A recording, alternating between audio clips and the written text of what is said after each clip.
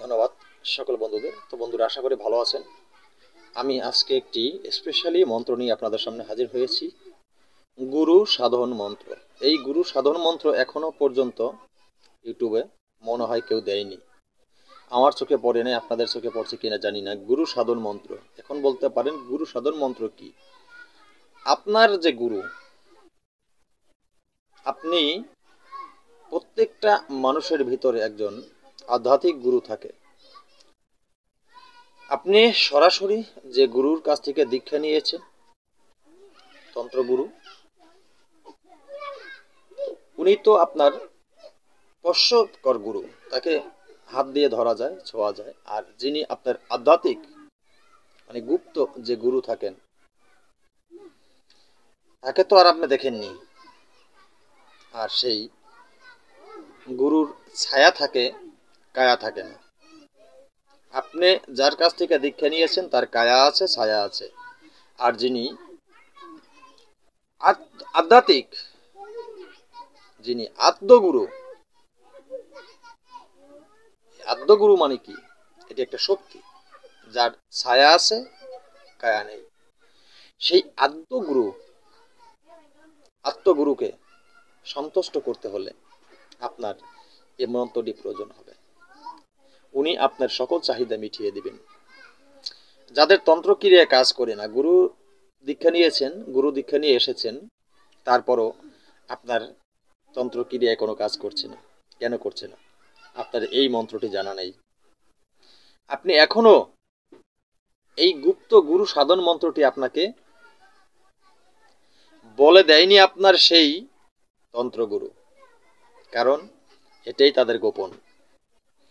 এই গোপন জিনিসটা যদি তাদের কাছে না থাকে, তারা গুরু হতে পারে না। এই গোপন জিনিসটি আমি আপনাদেরকে কেন দিলাম?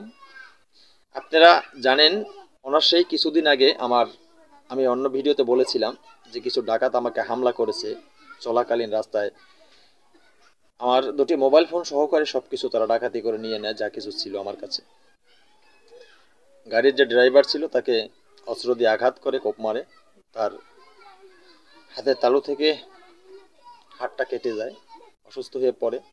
তো সেই ক্ষেত্রে আমি ভাবলাম, আমি তন্ত্রক্রিয়ার জগতে যতটুকু জানি আপনাদের কাছে আমি পৌঁছাও দিয়ে যাব। কেননা আমি ওদিন যদি পৃথিবী থেকে চলে যেতাম, এই জিনিসগুলি এমনভাবে গুপ্তভাবে পড়ে থাকতো, কেউ এটি হয়তো হাত দিয়ে আর ধরতো না।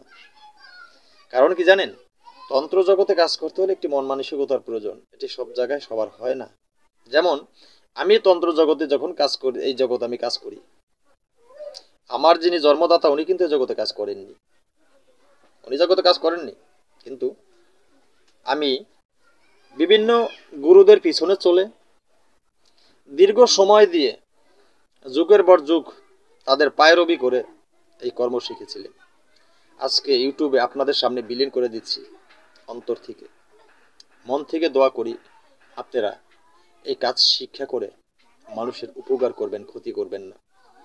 আপনি একজনের ক্ষতি করলে সৃষ্টিকর্তা আপনার ক্ষতি করবে, আপনি একজনের উপকার করলে সৃষ্টিকর্তা আপনার উপকার করবে। আপনি উপকার করলে কোথাও গিয়ে বিপদে পড়বেন না, কোথাও গিয়ে কোনো কাজে আটকে থাকবেন না। কোনো না কোনোভাবে আপনি মুক্তির রাস্তা পেয়ে যাবেন, সৃষ্টিকর্তা আপনাকে দিয়ে দিবে। তাই মানুষের উপকার অবশ্যই করবেন। তাই যাই হোক, কথা না বাড়িয়ে আমি এই মন্ত্রটি, ছোট্ট মন্ত্রটি বলবো, তারপরে নিয়মটি অনায়াসে আপনারা এই গুরু সাধন অবশ্যই করবেন। মন্ত্রটি হলো ওম আদি গুরু নিরঞ্জন শ্রী গুরু দর্শন দে রে গুরু দর্শন হাসিল হাসিল এস গুরুজনে। মন্ত্রটি আবার বলে দিচ্ছি। ওম আদি গুরু নিরঞ্জন শ্রী গুরু দর্শন দেরে গুরু দর্শন হাসিল হাসিল এস গুরু জনে। মন্ত্র এটুকু। নিয়ম, এই মন্ত্রটি আপনার পাঠ করতে হলে সর্বপ্রথম মন্ত্রটি ভালোভাবে শিক্ষা করতে হবে। পবিত্রতার সাথে, একাগ্রতার সাথে, বিশ্বাসের সাথে মন্ত্রটি ভালোভাবে মুখস্থ করবেন। মুখস্থ করার পর যখন আপনি যেদিন এই মন্ত্রটি দিয়ে আসনে বসবেন, সেদিন কি করবেন আপনি?